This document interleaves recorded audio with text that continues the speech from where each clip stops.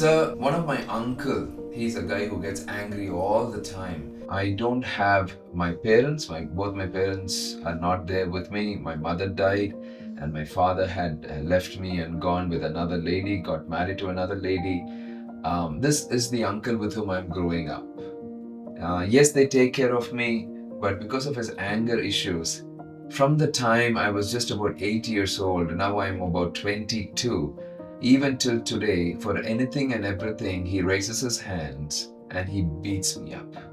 And I've gone through so much beat up times that I'm finding it so difficult now to move along with people. I'm afraid of any men. I'm afraid of people. What do I do? Hey, thank you so much for opening up and sharing this. Thank you so much. And I feel sorry for your situation. Yeah.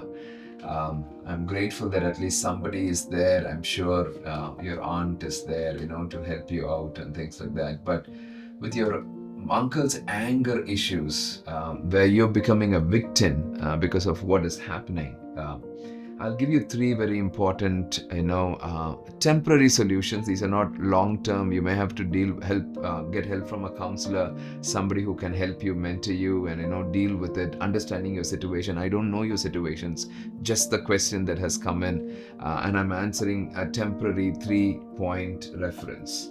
The first point of reference is this: you being with your uncle for such a long time, you might already know what triggers him, what makes him angry, what makes him upset. I know sometimes you can saying, oh, anything and everything he gets angry, anything and everything he gets upset. I do understand that.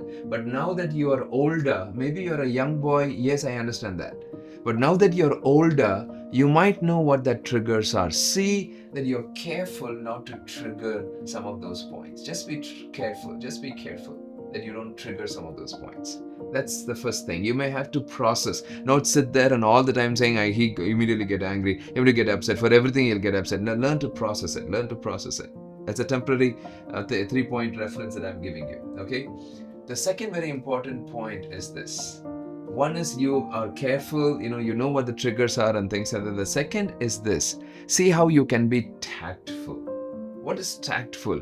When it gets angry or things like that, or upset or things like that, and see how you can try to not make him more angry, and what you can do to avoid some of those situations, and how maybe you can go to somebody, maybe a grandmother or a grandfather or a mother or a brother, somebody who is there and who can kind of protect you, in that place. Be very tactful. See how you can. Sometimes you can use humor, but be careful. Humor can also trigger a very big anger point, if your uncle, is in a place. And most of the times I've seen, I don't know in your case, most of the time I've seen some of these uncles are drunkards, and they get drunk, and that's where they get very upset and things like that, so they themselves are hurting. And that's what I've said this several times: hurt people, right? And that's where he's hurting himself, right?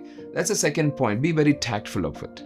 The third one that I would say, it's a very important point that I would say, it's a temporary 3-point reference.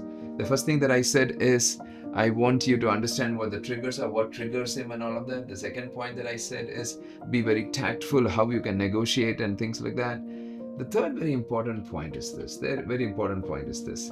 See how you can focus on your life and move forward. Now, if you are you said that you are 21, I think 21, 22, yeah. You are at this age and you're a major. So see if you can, move out of that house or be in another place, stand on your own legs. You don't have to necessarily be in this kind of a situation and get beaten up every time. No. And any adult there doesn't have any right to, beat somebody like you at this age. No, they don't have any right. They don't have any right. And you may have to learn to stand up a little. I know I grew up in an abusive home. I grew up with a father who beat me up every day. I grew up. So it's easy for me to say that. And as I say that, I'm smiling to myself, because there are several people who have told me saying, you need to stand up. But I never find courage, right? It's fear, right? For such a long time getting beaten up, you're so afraid, you don't want to stand up. Please learn to slowly stand up. You are a big guy now. You're a big guy, right?